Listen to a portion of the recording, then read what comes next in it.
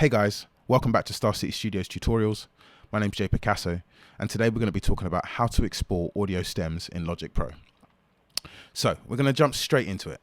I just want to give you guys a quick playback of the track I've got in front of me, and I'm going to play back at the point where most elements are in use.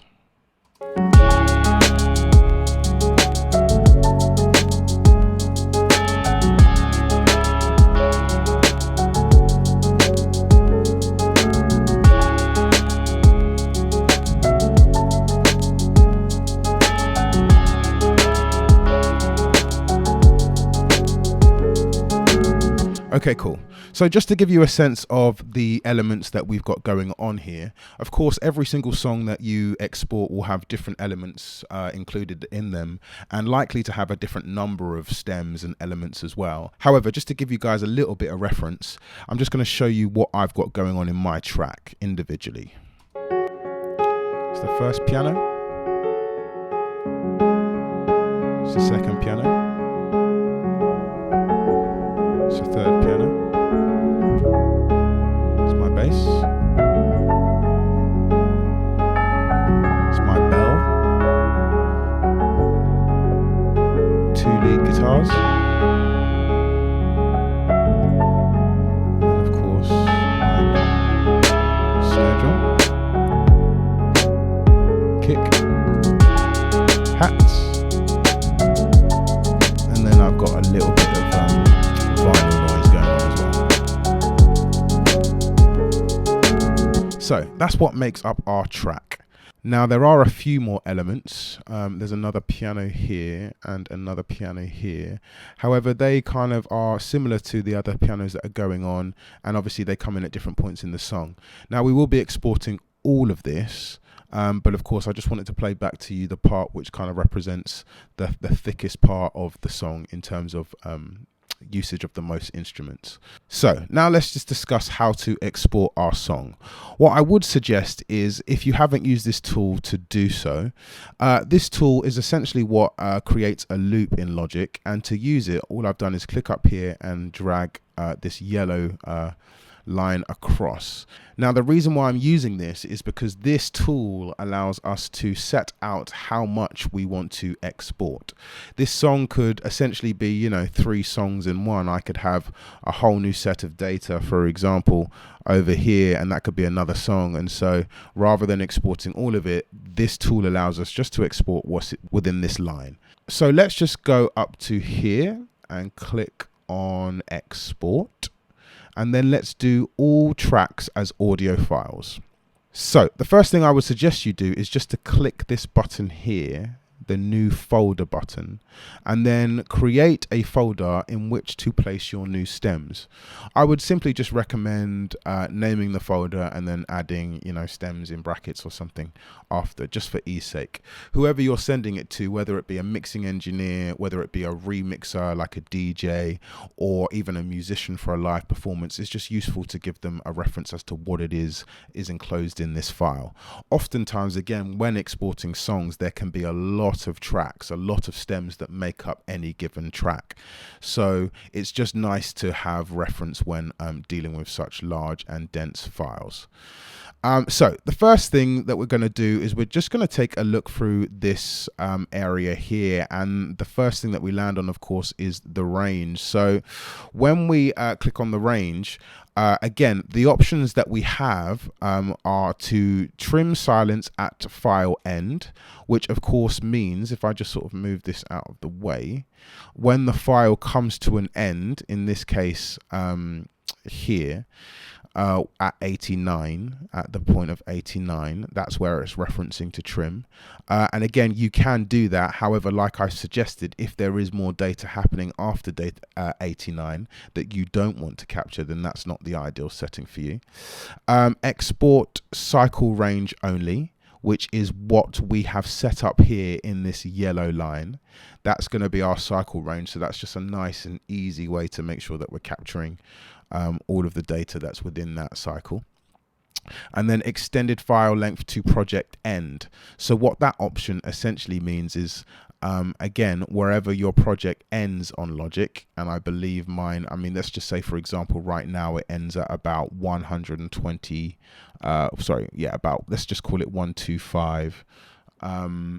That would then end there. Now, that's not a problem if my song ran up to that point. However, as we can see, my song actually ends at 89.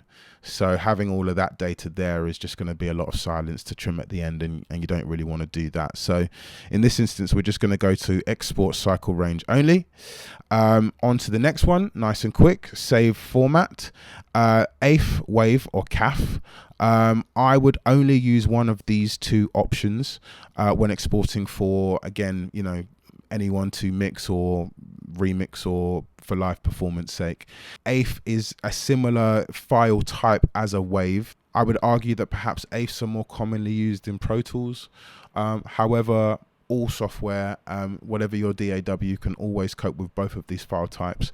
And I just think that waves are a better one and perhaps a more universally used format. So the bit depth.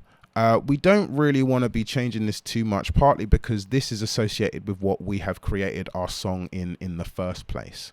So part of that is to try to maintain whatever is currently selected. Really and truly, the bit depth is like added headroom when it comes to audio editing. So 24-bit usually allows for enough and is, again, quite a universally used bit depth. So I would just keep that on 24. Logic, I think, for the most part, has that pre-selected for you. So unless asked to do otherwise, I would always keep it on 24-bit. Multi-output software instruments. So again, in this instance, I'm just going to keep this one the same. The reason why I'm going to do that is because every single stem, I want it to be a single file. Yeah, so I want to be able to take the the snare drum track that we've got inside Logic, and I want it to, once it's exported, be its own individual file. So one file per track. Now, these two options are where things become slightly interesting. Bypass effect plugins. So what that means is, obviously on my track, I have added various effects to make it sound the way it does. Now, effects are things like, in this case, perhaps compression, perhaps some EQ, perhaps even some reverb or some delay. So to bypass those effects is something that you really want to question. The reason being is because if someone, of course, is going to do a brand new mix of your song, then that's perhaps not necessarily a bad button to press. However, if you want to maintain the mix you currently have, then I would suggest not highlighting this button, because what that means is it's going to essentially bypass all of your reverbs, all of your EQs, all of your compression, all of your effects. Essentially, it's going to bypass those and just produce the sound as it has originally been recorded or played in. So again, this is an important one. In this instance, I don't want to press that, so I'm going to leave that one off. Include volume and pan automation. Now, again, this is another one about the preservation of your track. So for example, I often, when mixing, put guitars in the left. Slightly to the left in terms of the pan automation. Now, if I'm sending this to someone else to mix, and perhaps I don't want them to make a change as to where I've set an instrument, then I may want to include this. Again, if that's to do with me maintaining the current mix I have on my song as well, then clicking this button becomes quite important. It means that when these stems are exported, if I were to now import these stems into my system, they would import with all of your volume automation input in each sound, meaning that your mix would come out pretty much exactly as you had intended it. Now, the reason why I would question that is because if you are doing the mix, then you wouldn't need to worry about this side of the process.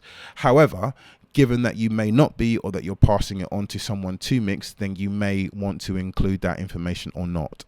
The only reason why I would include this information as well, again, is if that you're passing this on to a live musician, in which case he will want to, or she will want to, have access to what's going on in the song.